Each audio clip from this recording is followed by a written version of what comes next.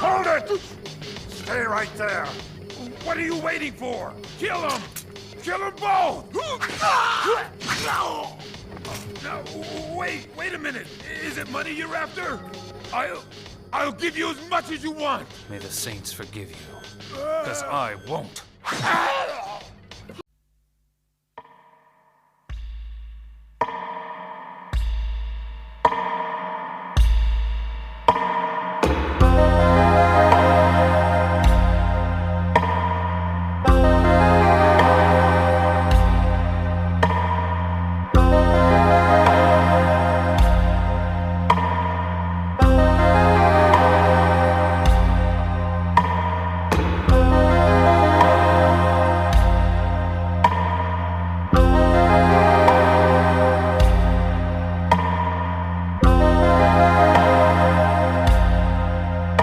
Thank you so much for doing this. I'm sure you didn't really know who I was or what you're going to get with me, but I felt like you would be a great guest, sort of controversial, but we have many of the same mutuals, and you're also blocked by some of those mutuals, but that's okay. Question of perennialism and Eurasianism is very relevant to right now, and I think that we could have an interesting discussion about race, culture, and Eurasianism. Sounds good with me. Cool. You're quite a prolific podcaster, content creator. You're an author. You're a scholar. You're a very hyphenated American. So plug all your stuff. Yeah, sure. Well, I congregate everything on simply www.pilleater.com for the namesake. The name Pilleater was established on April 5th, 2009 on ytmnd.com as a joke as another YTMND troll named Ink Drinker. And I just thought, okay, ink is pill and drinker is eater.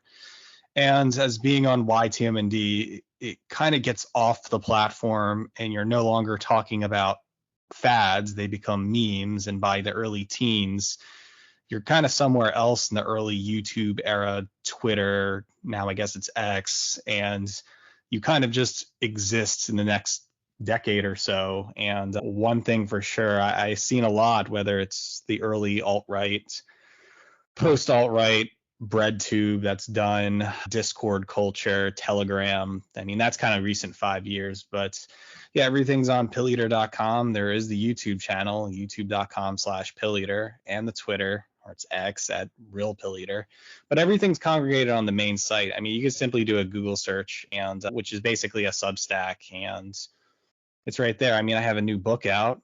It's under my real name, Joe Nally, and it's called Suicidal, Asian and Promiscuous, and much of that was essays on my Substack, which are on the website that is in that book, and get it on Amazon.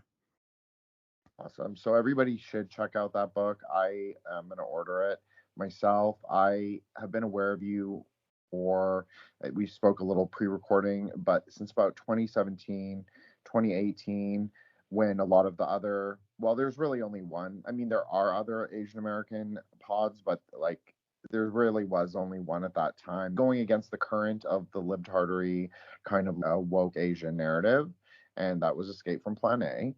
Now, I haven't listened to that show in a very long time, but I know that you came up quite often in this discussion of WMAF, and I don't want to necessarily rehash that conversation, but I just want to touch on it because I think that for people who aren't Asian American or aren't Hapa or aren't diaspora, like to even broach that subject, like what is it, first of all, and why was it so important, especially in that political sort of moment? Well, it's weird because the word WMAF is just kind of a thing you put in a checkbox. It's a coupling thing. It's white male, Asian female. But when I seen it back in 2015, it was related to pornography. You would go on Pornhub and X videos, and that would be a tag. Also with Asian male, white female, or white male, black female. And the thing is, my background is I was at Temple University for a bit as an Asian studies major, and being in that kind of avant-garde and zine culture, you're starting to read Dennis Cooper and Peter Sotos, and you're just into sadism. And oddly enough, if you're an Asian studies major and you want to talk about interracialism, you go on the internet and I guess it's pornography for some reason. And again, this is during or kind of the same time as the alt-right. So it's kind of was a limited discussion about race because, again, race is something you're just not allowed to talk about even in academia a decade ago, and it still is icky. But it felt like there was this early explosion when everybody had a YouTube channel and everybody was becoming politically active or at least trying to make pop culture politics. And kind of following that rhizomic fashion, you add my observations was that, well, Asian studies, punk culture, why do we talk about this in this discussion? And I guess, when I thought, I remember having a conversation with my friend Al Stankard or Harn Venison, and we joked about, well, what this American future is heading to? It's basically going to be like a white Asian futurism where if you can't be a white man, you certainly can be an Asian Aryan, Aryan being facetious. And I thought that was funny because whenever you say the word Aryan, people seem to get irked, especially liberals, and kind of was in jest. And when I think it was a couple of friends and it was weird because this is before Discord. And then like when I just started the website, www.asianarianism.com, it only lasted for a year.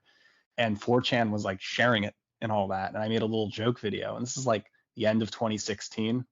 And everybody, even like I remember this New York Times journalist wanted to talk to me. And I was like, this is crazy. And I took it down by like August of 2017 and just made my own blog spot, Pilleater.blogspot, and sticked with YouTube and Twitter. But during that short amount of time, I don't even think, going back to the main question, I don't even think the word WMAF was kind of talked. We just talked about, I called it like the desire if you're a white guy and you had some type of interest in an Asian woman and what would the offspring be like. I mean, that kind of dialectics or semantics, if it was talking about, it was in pornography. And to this day, if you go on Twitter/X, you write WMAF, you see porn. And it still is kind of like that. And I think it's some form of sadist revolution of sorts. I mean, things have definitely changed in the last 7 years, no doubt. Now if we're talking about interracial politics, now it's okay, white male, Asian female, Asian male, white female, whatever. But I think the real discussion is about Eurasianism. And I kind of isolated myself from the joke term Asian-Arianism, as I mentioned in jest, and it's more about, I call it Eurasian futurism. What does America look like where you have a kind of, I wouldn't say Hispanic, but quarter, half Asian class of people? What would it look like if the G7 aesthetics of Japan and anime realism keeps getting projected as this mixed Asianism, quote unquote, just like whiteness? And how would that apply to the arts and cultures? And going back to Asian studies, what would that look like? And I think whether we're talking about rad liberals or normies, the discussion gets talked over time because, again, the white liberal semantics re-enters, and it seems like we can only have a discussion of G7 BRICS, multipolarity, all these buzzwords, and it's really just a part of the last 2-3 years. And I guarantee you in the next 3 years, it'll be something else. I mean, already on TikTok, they're talking about race change to another or ethnic change to another. It's not that you feel guilt or shame, but you just one day think, with transhumanist technology, I want to be Japanese or I want to be Vietnamese or something. And I think that's a lot to consider. So yeah, it's just a continuation of my longtime interest in Asian studies and how I've been observing in cultural anthropology. You touched on a lot of things that I'd love to tease out, particularly your background in Asian studies. Now, I also have a background somewhat in Asian studies, but never focused on arts and culture. It was always focused on historical communities in their geo-ontological specificity and their like regions, like the Burghers in Sri Lanka, like Indos in Indonesia. Everybody knows who knows me knows that my dad's Indonesian Chinese, so I'm quite fascinated with this multiracial sort of populations of Eurasians that arose, especially in Southeast Asia. But it wasn't just Southeast Asia; it was also Hong Kong, it was also Shanghai at different times.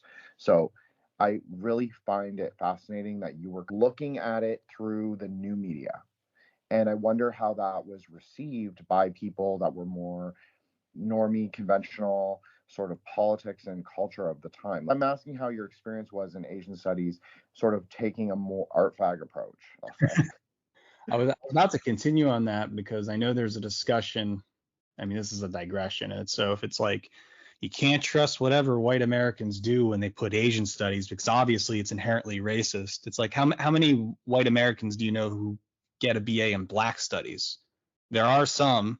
I know Mark Dial of Arctos has a BA in black studies, I think from Emory. I'm not so sure. And he wrote about fascist in Italy. But again, it's a very rare case. I mean, for me, it's just was, I like it. I like studying China and Japan and Korea and Southeast Asia. It was a part of a global ideal.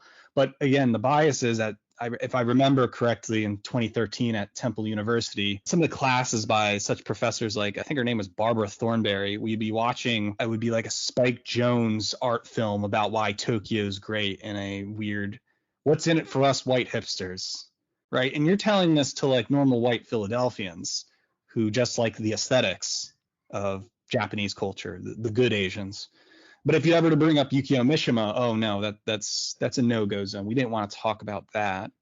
And so I thought that was really mixed messaging there. It's like they want to take the liberal culture and then somehow make it like, yeah, Asian stuff, but like let them be, don't touch them, don't assimilate, even though you got to get ready for the Neuromancer future coming up. I mean, again, the Chinese word for baizo or whatever, white leftist, it seems like there is some kind of, I thought the point of Asian studies was to understand geopolitically the other side and as well to understand assimilation and that. But I guess that wasn't the point. It was just selling you a product. And I see that over and over again. I mean, I had a friend who said he was a hardcore Asian studies major, had a Chinese girlfriend, and then said, oh, how could you do what you do? Because as much as I have sex with my girlfriend and like Buddhism, it's not about racism. And then it'll lead you down that path to Jared Taylor and American Renaissance and Greg Johnson of Countercurrents and Peter Brimelow of VDARE, because you want a foundation of what race is. And I don't think we're having that. As much as we want to talk about the Boulder Boys of Edward C. Sicker, Donald Keene, Jack Seward, some of those foundational, Japanese study people, you kind of don't hear it anymore. It's just like that was a forgotten generation. It's just I don't know. Something was interesting in the 1990s and 2000s with Andrew and Tumine and all that, and now you have magazines like Giant Robot, even some parts of Juxtapoz, and it just doesn't exist anymore. So if you wanted the art fag stuff, I think it lasted for 20, 30 years, and those people either had children or they didn't, or they just moved back to Japan or Korea or something weird happened, because I do think Eurasianism did effectively happen in the United States, but it's still under a radar. I think people wake up in historical erasure and they just take it for granted. If they were born in like 2009 and wake up now, we're probably going to be the most drenched Eurasian post-liberal culture ever. And I think that's the boomer Biden elite are going crazy over that. So as someone who is jungle Asian adjacent, I want you to discuss good Asians and this concept. Well, when I say that, it's kind of a weird bias because I'm talking about the theory of multipolarity and G7 versus BRICS. So under G7, you have United States, England, Germany, Italy, and Japan. That's the funny part. You don't have Korea, you have Japan, and no China, because China's BRICS, Russia, India, you get it. And so what that implies is a post-Cold War situation where G7 is liberal global capitalism of the transhumanist type. Everybody's the same race except the Japanese, because the Japanese must, after post-World War II, colonize to the interest of what white Americans want, namely anime, hangtai, electronic music, whatever, roll of Nintendo, you got it. But that's not apparent in China or right now, Korea has been trying to enter G7, but because of situations of not liking Japanese, it's very difficult. And so I believe there was a narrative, especially under the global capitalist regime, as the good Asians being the Japanese. So the force in 1980s, this was done by William Gibson with his work of Neuromancer and this kind of Malthusian future where Japan would supposedly rule everything. And you'll have anime realist aesthetics and eugenics happening.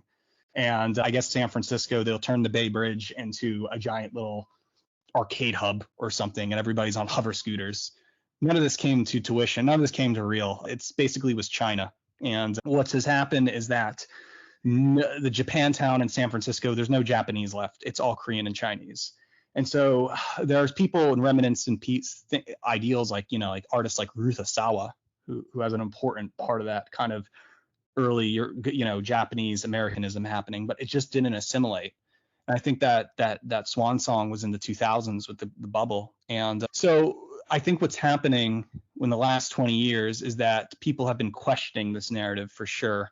There's more Chinese and Koreans in the United States than there ever would be Japanese. Japanese are kind of small, like Jewish people. They're in positions of power and they take over that. But with Chinese and Koreans being around, they're going to provide an easy assimilation. And what I mean by that is you're going to have this weird psychoanalytical notion that if a white boy from Kentucky is into hang tie and video games, his Asian sexuality gets manifested into the Asian American, quote, Asian American, that Asian American girl will also develop a weird white sexuality in return, where she will develop what was the interesting aesthetics of anime realism.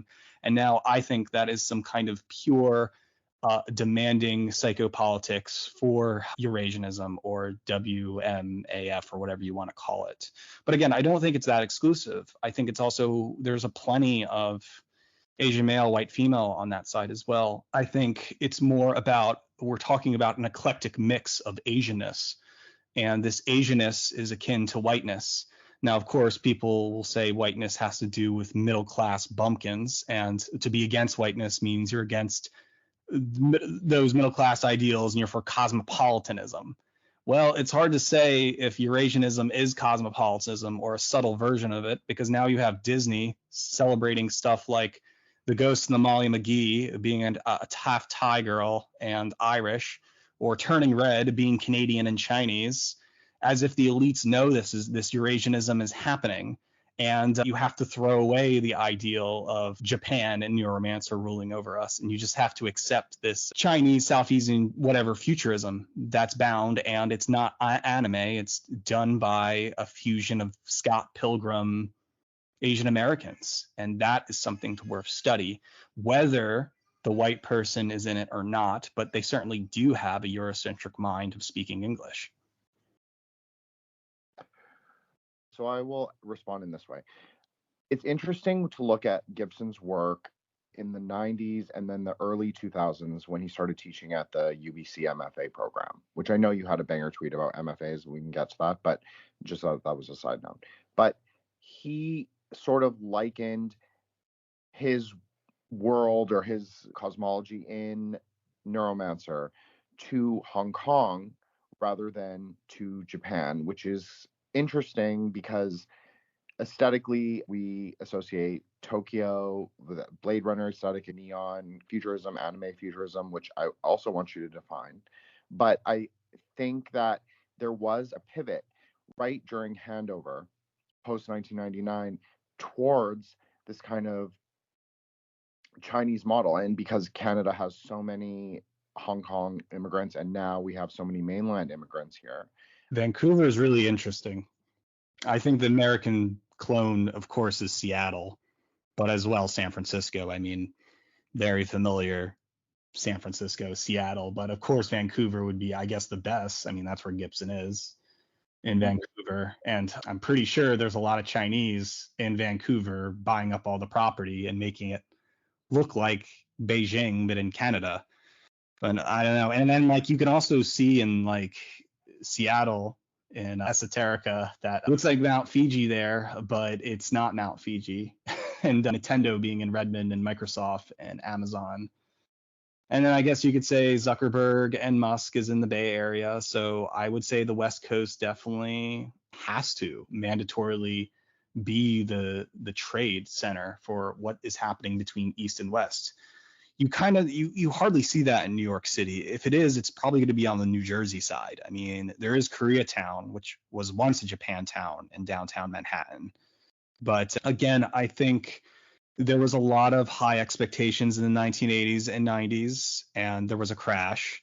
And a few things happened that beginning by 2010 there was this extreme liberal, post-Obama years that tried to make sure the elite at least tried to get people ready for an egalitarian transhumanism. I think a lot of people were not ready for that.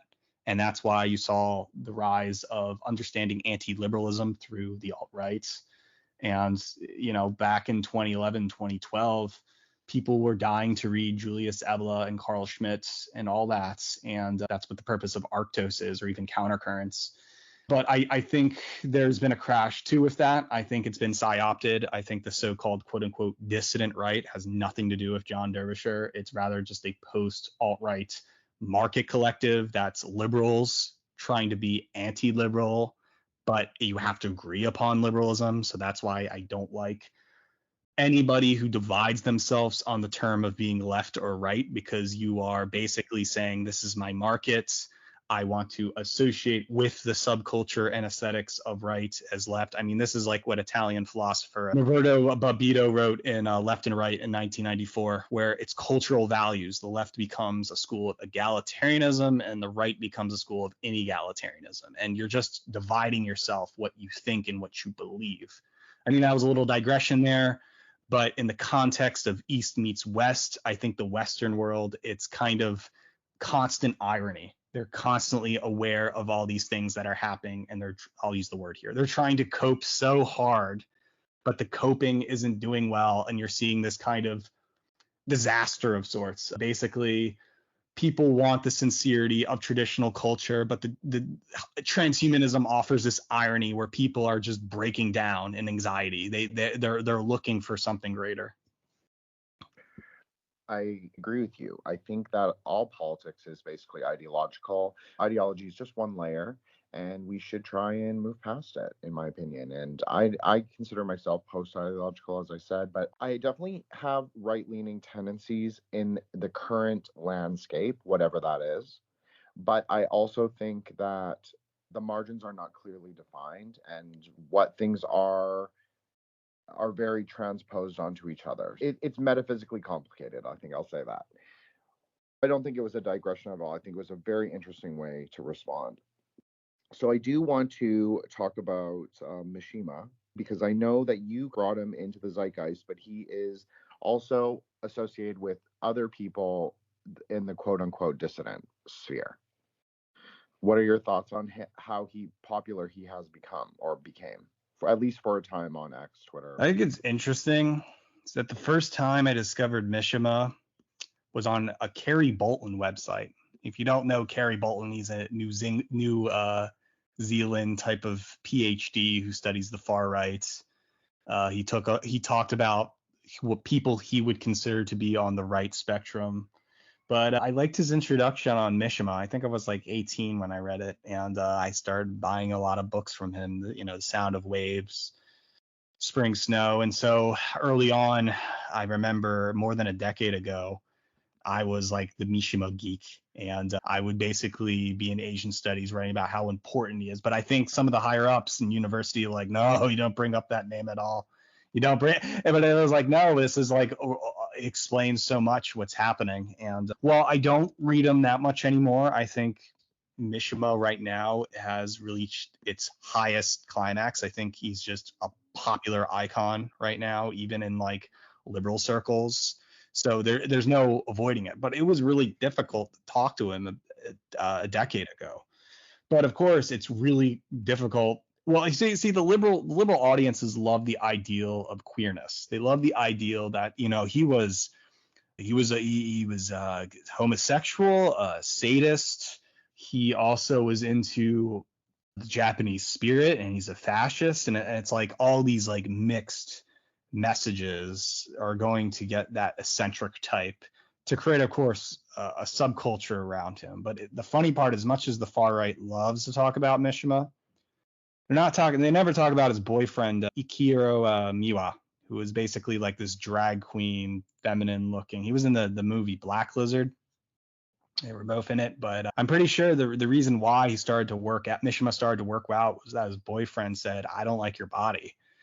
I'm paraphrasing Henry Scott Stokes here, but that's what in his English biography, that's what he said. And then Mishima started to work out and wrote Stun and Steel. out of homosexual desire. But again, Mishima now is kind of psyopted to such a pedigree where people like the perfume nationalist will have this distorting view of him as this gay icon, and then talks to Bret Easton Ellis, who did American Psycho, and wrap it around to good Hollywood liberals rather than the Asian study aspect. And if there is an Asian study aspect, which I think is there, and it's subconscious, they're going to make it more about, clown world and stuff like that. But again, yeah, I'm not much of a Mishima addict anymore. I moved on to other things, and it's hard to get into. I think it's interesting because I think I agree with all your takes. I don't know, Jack. I don't really care. I think every take I've heard is absolute shit, so I'll just say that.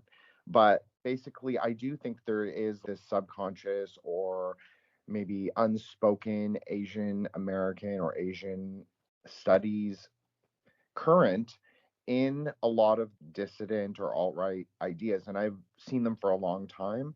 Probably because I've had a racial, I don't want to say consciousness, but a racial awareness for a long time, because when you are mixed, sometimes you have a hyper awareness, which is definitely promoted. And I do think it is partly transhumanist in some ways to like make you extremely aware of your identity at all times. And it becomes like this all encompassing thing, this genetic sort of factor that you can't control. I know that in a different discussion you had on your former podcast that you discussed Ebola and how he sort of assigns spiritual value to the races, which is a very theosophical idea. Again, this kind of Eurasian perennialism and Asian metaphysics and Asian esotericism at the core of a lot of these political currents.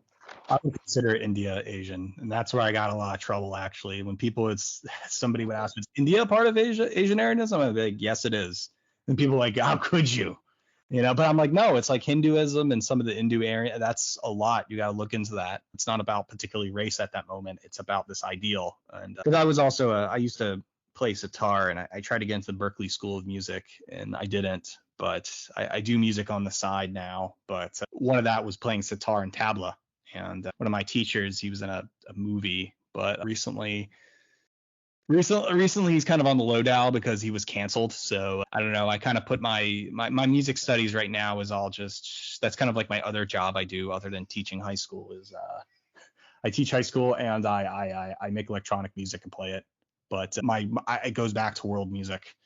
And a lot of people think in terms of politics and like this hardcore political science. It must be this way, when you have to understand that there is an expressive nature to people where you only get that in those kind of areas. And I think a lot of people forget to understand the good aspects of, I don't know, maybe I'm trying to stretch out the whole Axis age idealism of sorts of Karl Jaspers or something, but you just have to pick and choose what you want. It's funny you bring up that name because I have several times in the last few shows with other people have brought him up because as you probably know, he was a Tibetologist. He studied Buddhism. He looked at like Dharma as an axial age religion, but then like Ebola, his conclusion was that Dharma was a bit of an eternalist tradition, sort of something that would come at the pinnacle of like a civilizational movement towards greater technology and then decline, or plateau maybe, and then decline. And then when civilizations would become so degenerated, it would sort of arise again. And we are kind of seeing that. I think that this idea of what religion, like a Eurasian futurism would be, I think this is a very interesting question. You don't have to tackle it.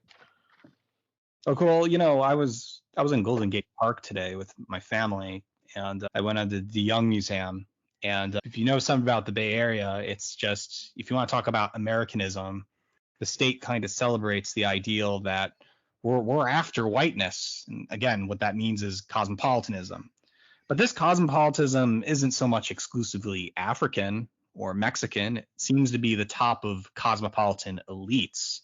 And that's kind of a chosen few. And I would say that's, most of East Asia, what was left of Europe, and some ideals between that, East and West. And you kind of now have just a generation of Southeast Asians who are totally Americanized, don't speak the mother tongue, just you might, the most harshest liberal or racial nationalist would say they're whitewashed or something, and not, but this is what their identity is. And so just going around the De Young Museum, you're celebrating Ruth Asawa stuff all over here, but this Eurasianism is pretty much, whether, if you want to call it white male, Asian female dating Asian male, white female, but then you just have someone who's like, I'm half Korean, I'm half Chinese dating, this, or between that, or a quarter.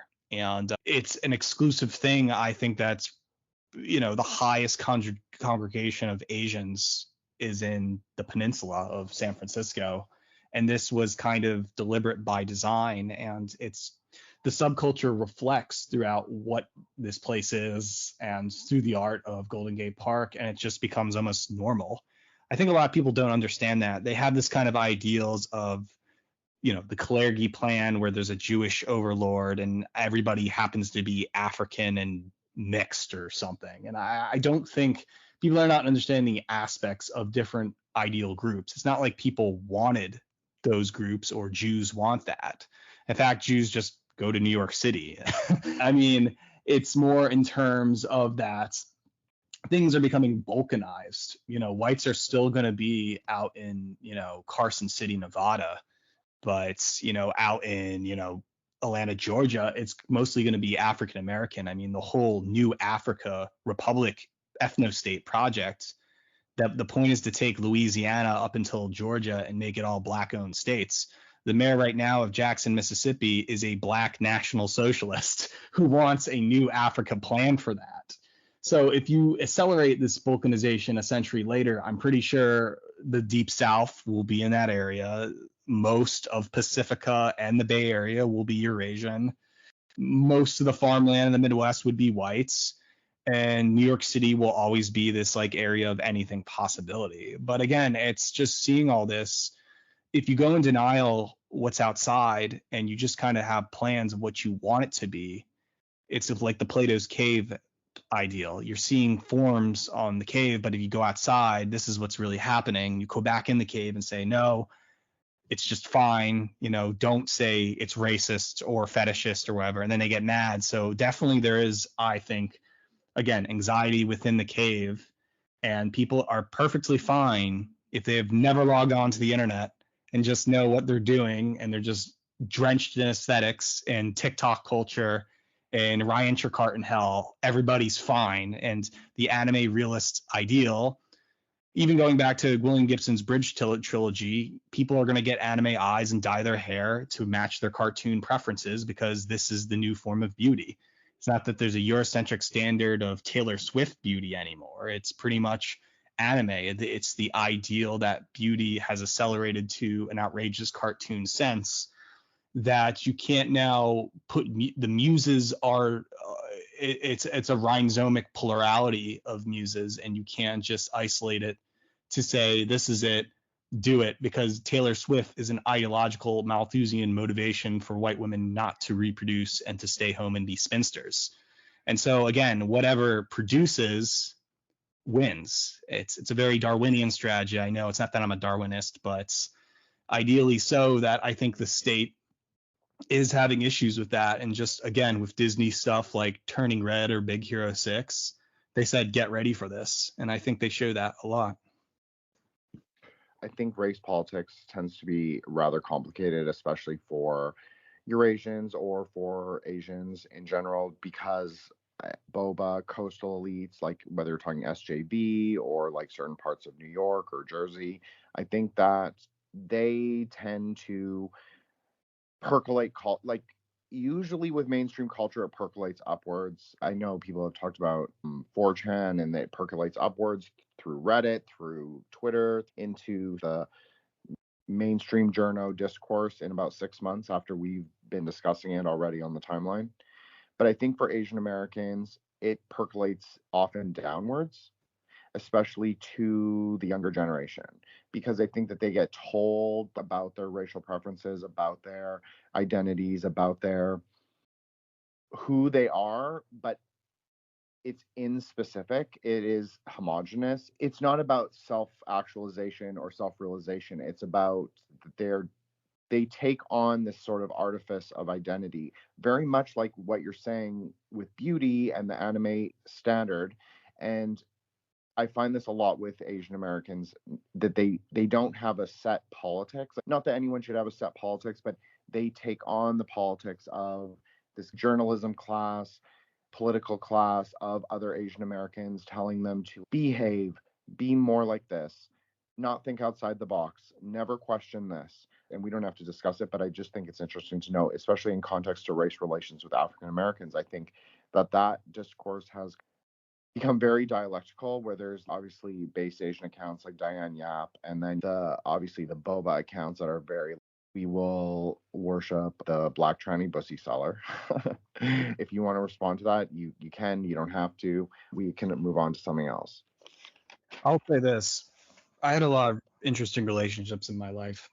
My girlfriend for a bit was Megan Dunn. She was an animator for Cartoon Network, and she did a Kitty Bobo show, which was a short pilot for Cartoon Network about Korean American cat people living in a Philadelphia, Chicago mixed city. And I talked to her a lot about what you were saying, and she knew about it too, because she was adopted under an Irish Jewish family.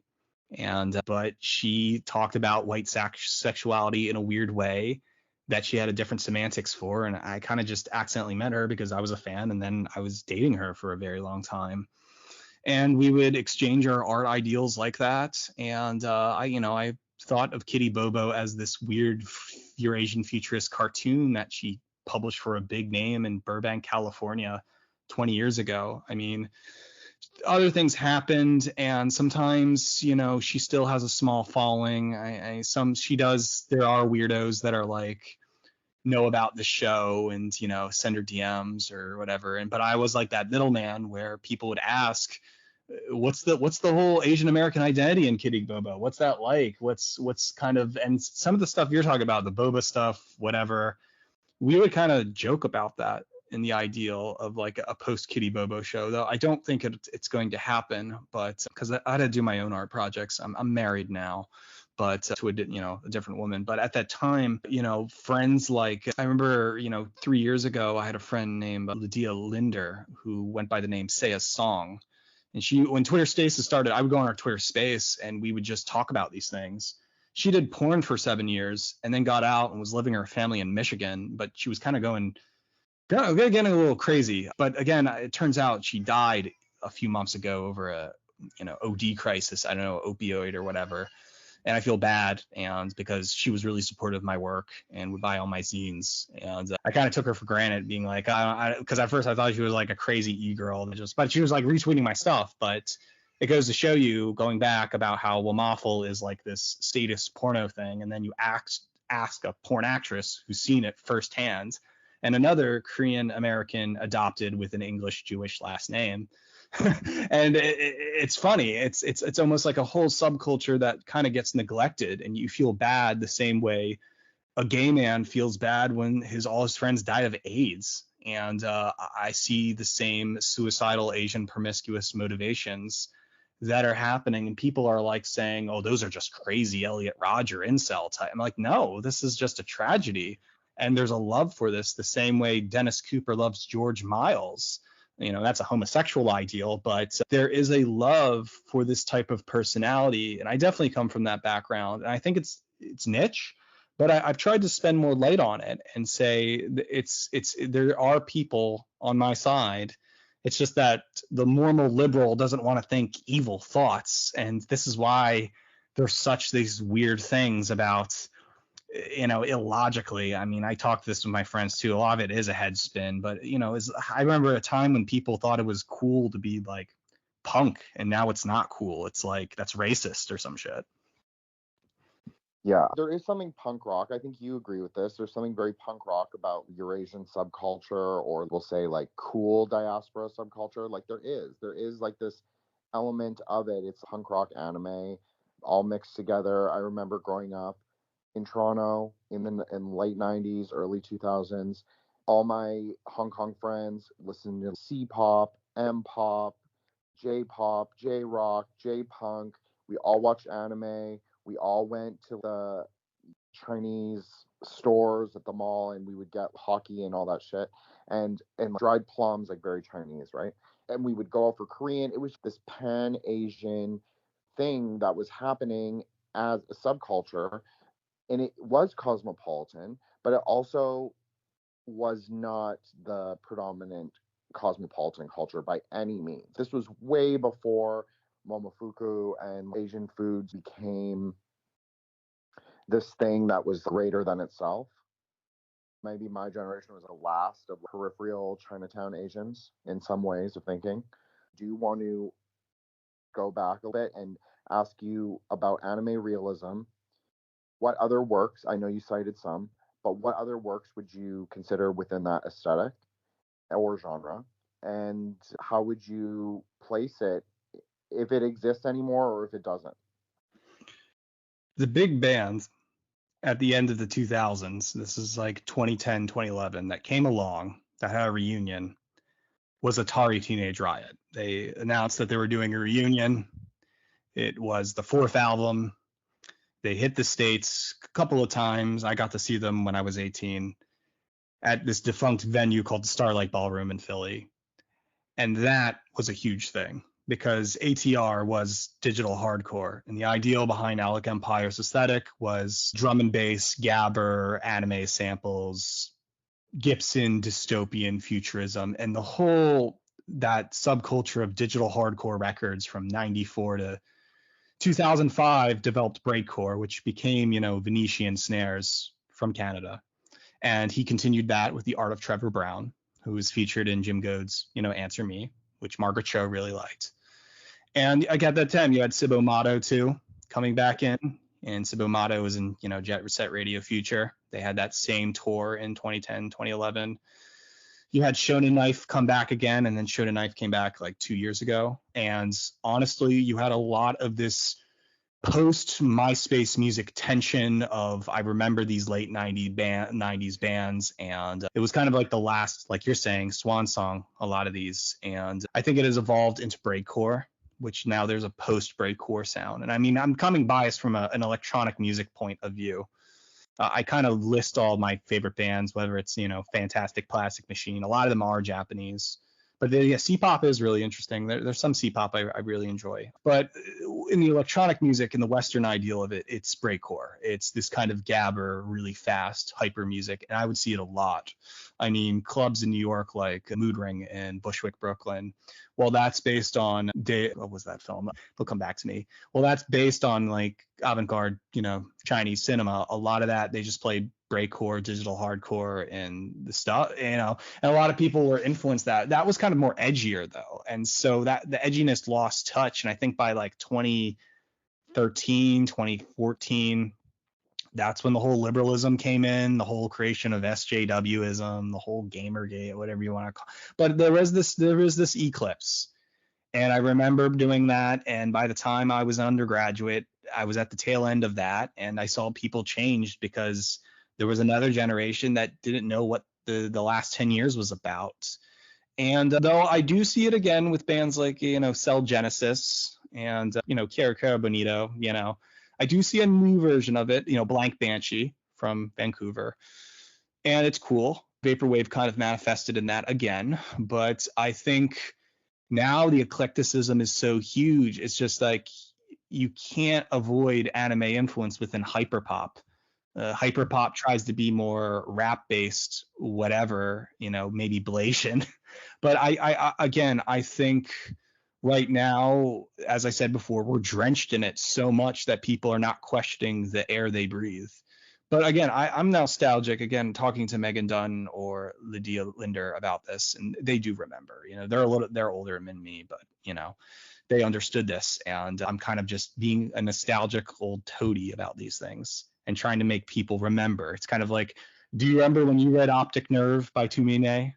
And they don't. Or do you remember The Doom Generation by Gay Garaki? Yes. Yeah, I've seen everyone, and it's because he really represented of his moment an Asian American cinema that was very specific, but his characters, his stories were not Asian American. but in his own way, he was a pioneer in some ways, and he was doing these multiple genres. Yes, I know that the QT question, everybody knows my opinion on that. I'm very trad in that respect, but for the genre of queer cinema, Greg Araki was where it was at. I really appreciate that you brought up that reference, because I'm not a music guy. I'm definitely a film guy. That's my language, but I like breakcore. Maybe I'm old now, so it's not cool anymore, but I do like breakcore. I agree with you. C-pop I like because obviously my dad and would always play Teresa Tang. Like everybody, all my Hong Kong friends have the same pretty much experience. All our parents would listen to the classics, like the C-pop classics of the 70s and the 80s.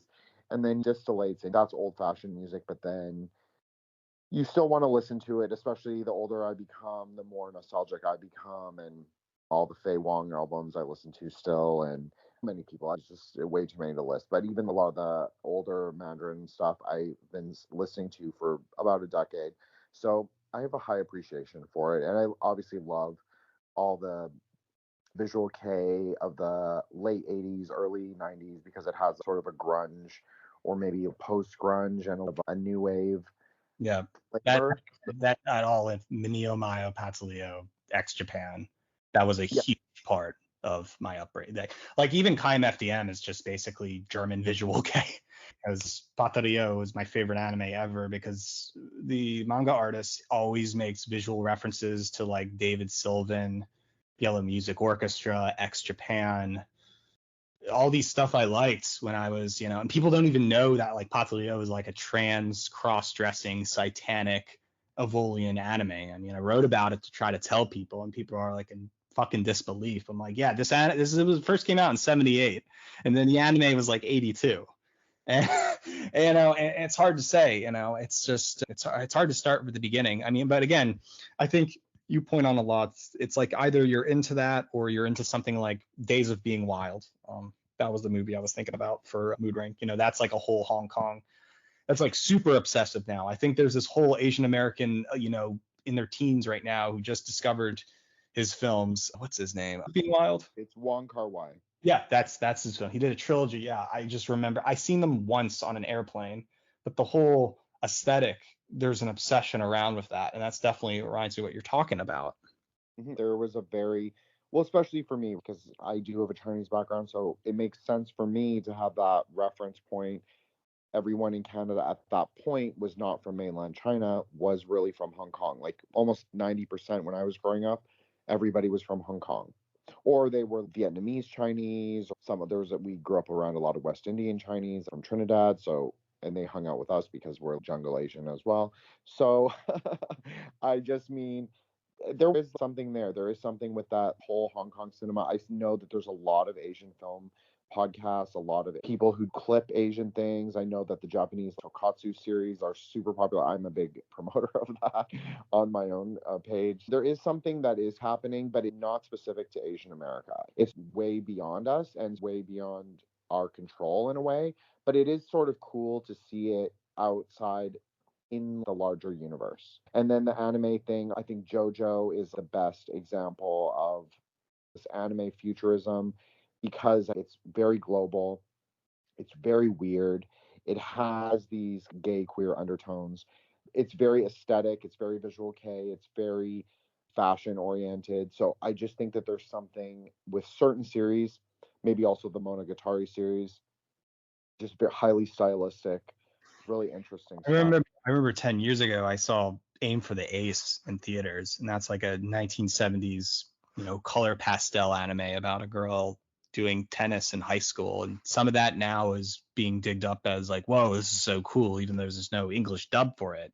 People are now looking for authenticity, and it reminds me how JoJo exploded in 2012 because of the anime, even though before it was like the Capcom fighting game. And then people were actually in America finally, it was like a sleeper hit. And then it was like, okay, now the West understands JoJo Bizarre Adventure. I mean, I like Stardust Crusader. I read that start to finish, but it's because I remember the fighting game.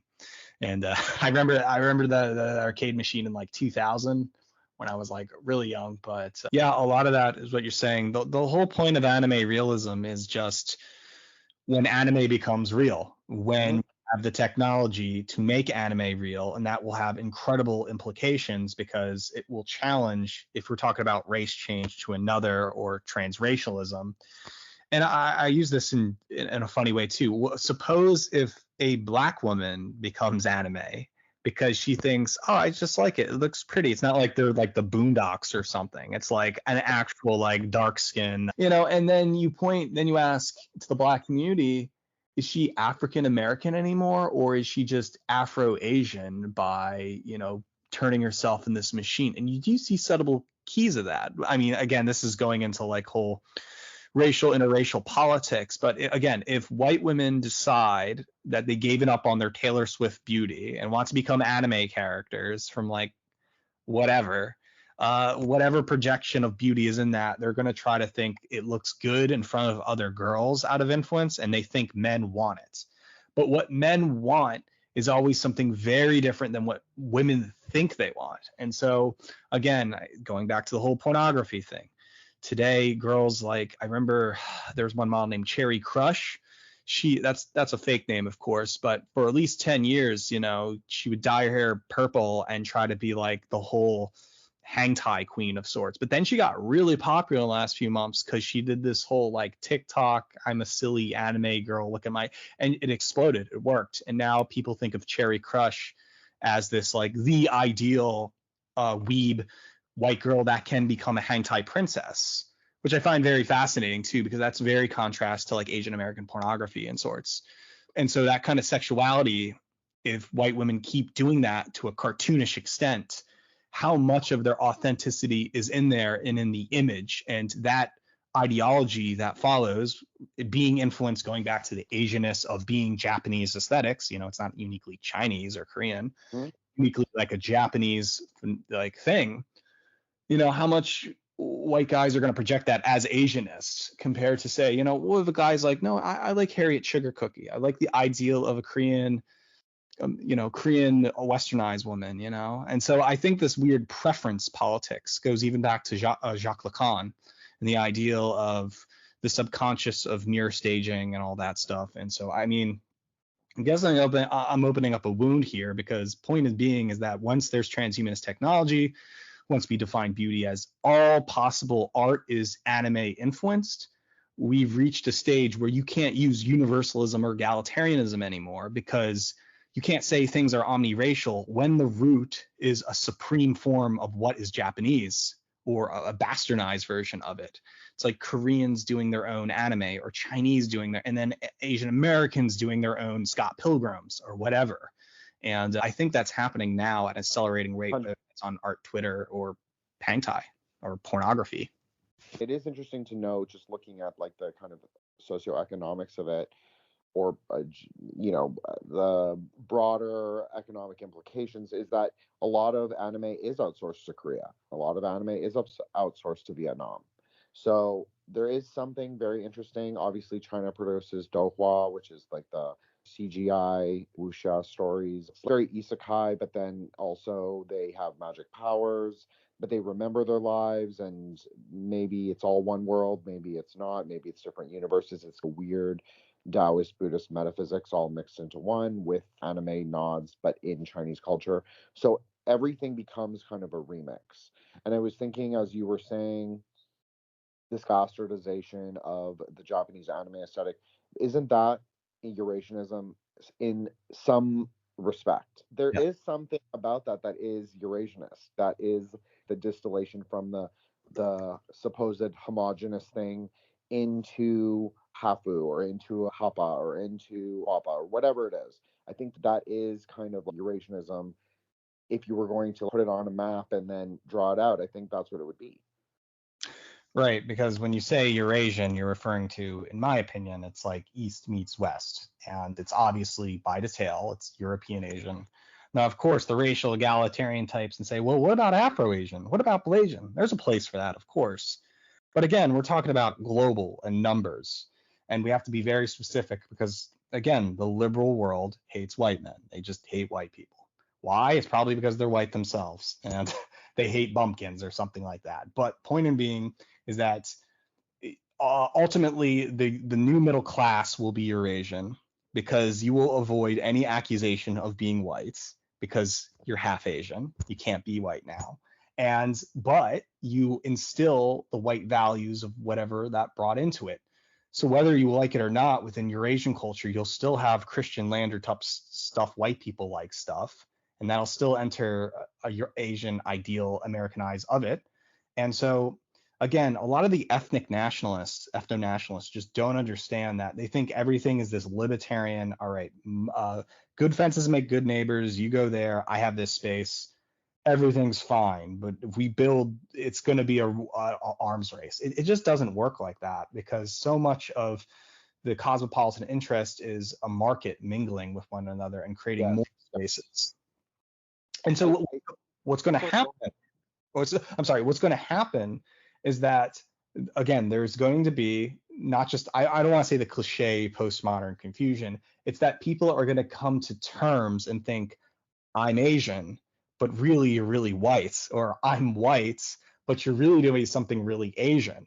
And this goes back to Disney's projection of it through their cartoons. So the only way you can have the white middle class is if a white guy marries some Asian woman and then they have your Asian children. They could still live in Reno, Nevada with a $300,000 house, but looks like the children are half Asian, so they get entitled to affirmative action benefits and free trip rides to Colombia. So what happens there? It's like, do you allow that to happen? I think Harvard's coming on to that, and that's why they're trying to stop Asians from getting to Harvard, because then if the Eurasian says, I'm Asian, and you play in binaries and rather than third parties, the binaries are not going to work anymore, because you might as well put Hispanics and whites together and then people who are partially Chinese into Asian. And if being Asian is better than being white, people will choose being Asian, which ultimately is a historical, like an erasure of subconscious Eurasianism. So that's why I'm very specific of the word Eurasian, because I think people already practice Eurasianism, but they're afraid to use the word. So they just say, I'm Asian, but they could be half white. So, but the point is, when can you say I'm a white person? Oops, you're a white nationalist. So it really gets you a whole tongue twister there. It's much easier to speak in binaries than it is to speak in the secret third thing, the synthesis, which is really what Eurasian is. It's really the synthesis of multiple things. And that's why I use Hapa, because I like that kind of Hawaiian turn where it's not necessarily specific to like someone who's half white or even half Asian, although of course it can include those things. When it comes to like the Blasian question, and this is very granular, and obviously people who are not interested in Asian American politics will like tune this out, but I do think that they think in binaries, but it's different than the binary of Harvard and that kind of perceptual whiteness. Like, choose one thing. They choose one thing, but then they will perform their secondary identity, but it's always secondary to blackness. That's just my opinion, but I that's my experience online, and they tend to be some of the worst warriors for racial politics. It's like a Swiss Army knife. You're Asian when you want to, you're white when you want to be, and it can benefit both ways. It's kind of like being half white, half black. You can be black to reap the benefits, but then you can be white for all the cool stuff. And the boomer elite eat that up so much. I do want to talk about Elliot Rodgers for 5 minutes, because I know that this is often a meme or a pejorative label weaponized by, we'll say, Asian American PMCs against very harmless Hapa and mixed race and Asian American as well, internet anons, as well as like more known quantities. I think this is an interesting case to examine, and how people who are monoracial often will have the same types of, I want to say backwards, but that's not quite what I mean, but sort of backwards thinking about mixed race people, even if they might be adjacent to their own ethnicity. Can you speak a little bit on that? I would say the big misconception about Elliot Rodgers is that Elliot Rodgers was a very niche Eurasian. I believe he was like British and Malaysian Chinese, which is kind of not a big number in the Americas. It's usually It's kind of funny. It's like if you want to play the whole human biodiversity game, as the race realists like to say, and say, well, you could see that there's dysgenics in Eurasians and they're suicidal and crazy. Well, the problem with that is that it's, for Elliot Rodgers' case, he was like Malay Chinese, and to an upper class family. Like, that's a very small number and a very weird time to be that ecstatic to, kill 6 people in Santa Barbara area. It's like, what, so why would you ever think the same situation would happen in Florida or Pennsylvania? I don't know. So what happens is, I think during Elliot Rodgers, an unfortunate Reddit came about, r/Hapas, that were just Asian American incels, which the word incel wasn't that prevalent at the time. And we just call them r/Hapas. And then when incel became popular and hip, then the word rice cell came about. This is particularly what r/Hapas are, which is, I don't know why it's allowed on Reddit. But everything, the Elliot Rodger thing is just a stamp. It stamps on everything that's disapproved by whatever the incels don't like. And unfortunately, liberals like doing it too, and they use it for the most perverted reasons ever. And so I think it's just a scapegoat, the same way people fabricate evidence in any political situation. I wouldn't say this is just one thing. It's because Elliot Rodgers is just an unfortunate fabricated evidence to prove one thing that's just not true. It forgets, again, as I said before, there was a good reason why I named my essay collection Suicidal, Asian, and Promiscuous, because they're reoccurring themes. And if you tell someone that at face value, is that what you're really about? I don't want to be those things, but there's some people who do want to be those things, and people like, and that's the whole punk rock energy. That's the whole Dennis Cooper and Peter Sotos and Jim Goad thing. And somehow people become really weak, and liberals are very weak because they believe in bourgeois perfection of the good Samaritan Puritan Christian of saying the right thing. It's what Jim Goad talks about with the New Church ladies. And I don't think Rodgers should be an issue at all, and it shouldn't be we have the evidence, Theodore Adorno, there can't be any poetry after the Auschwitz kind of solution. It just doesn't make any sense because, again, you're really talking about something else and projecting it with the use of, if you want to talk about confusion, and I have 2 different parents from 2 different backgrounds, if that just becomes the truth and it's guaranteed you have identity confusion, well, wasn't that what the fucking liberal elite wanted in the first place? I mean, weren't they celebrating that in the first? Weren't they doing that when they say, look, my dad's black and my mom's white? That's great, racial egalitarian. Now it's like the ethno-nationalists on the right take that and say, this is why everybody should not race mix. And the left takes that and says, well, this is why whites are bad. You're fucked either way. And so that's why I kind of don't. I kind of play and use these kind of word games where, well, what if you do like being that? What if, for my friend Say a Song, unfortunately, she committed suicide, but, she lived a good life and she liked that. And there are some punk rock people who do like being that state of, it's not that it's motivated that my life would be better if I was trad or something, but it's the condition of knowing difference, but then trying to find identity, because you're not in a post-scarcity economy like in the 1950s and the baby boomer generation. Everything's given to you. You have a house, you have a car, you can choose anyone you want to be with, you can have 3 kids. You really don't have that when you have a new group of people. Instead, you don't have someone who's relatable. You have a liberal system that denies identity and says just shop and choose what you want.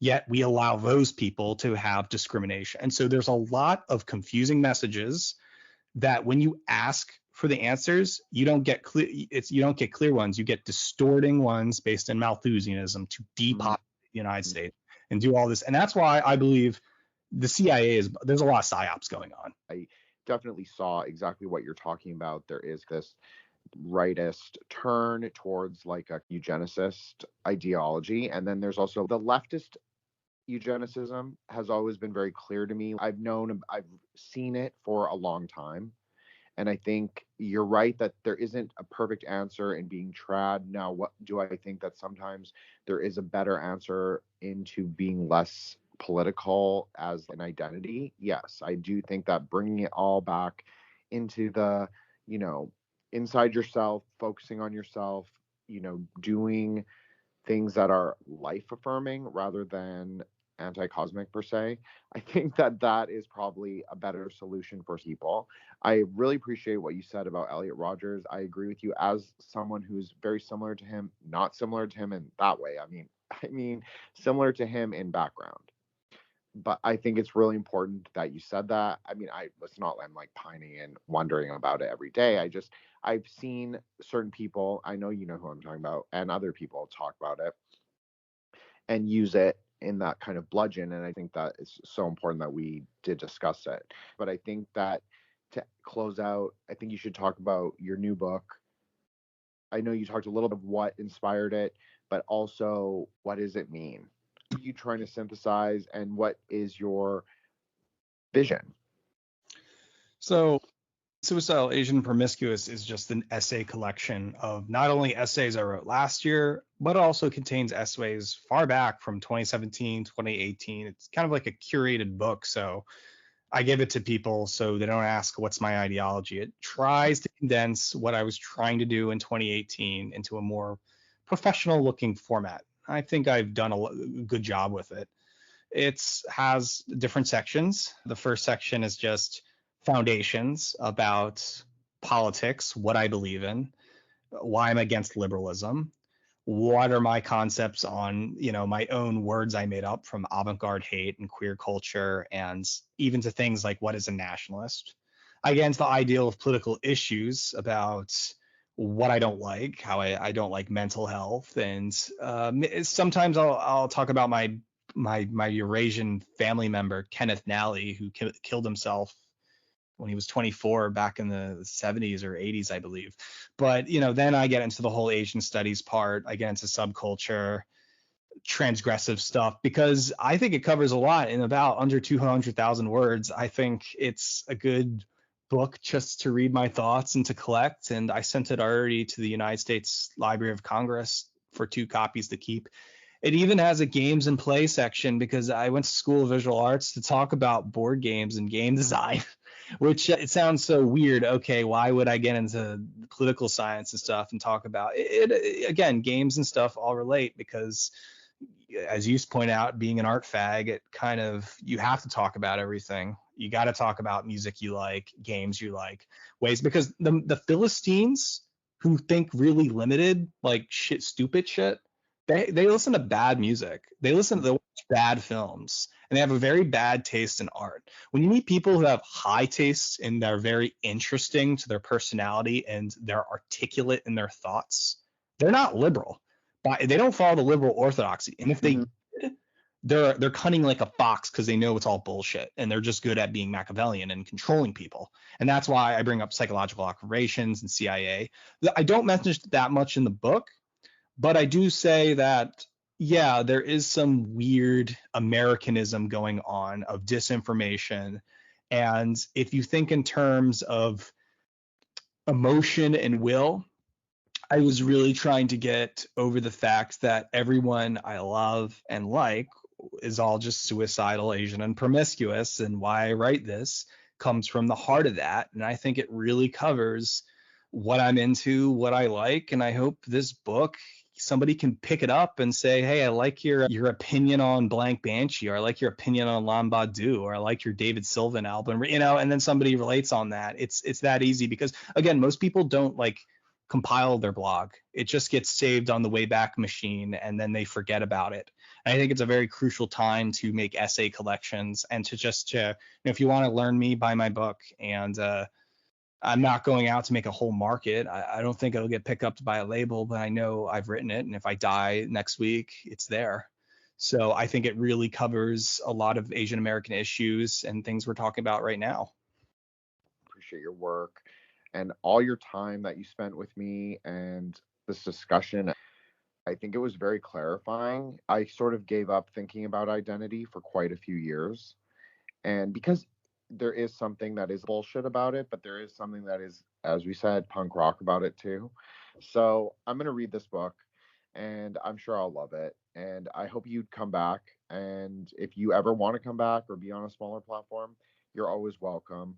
And plug all your links, which will always be in the show, or will all be in the show notes. So, all right. So again, this is Pilleater.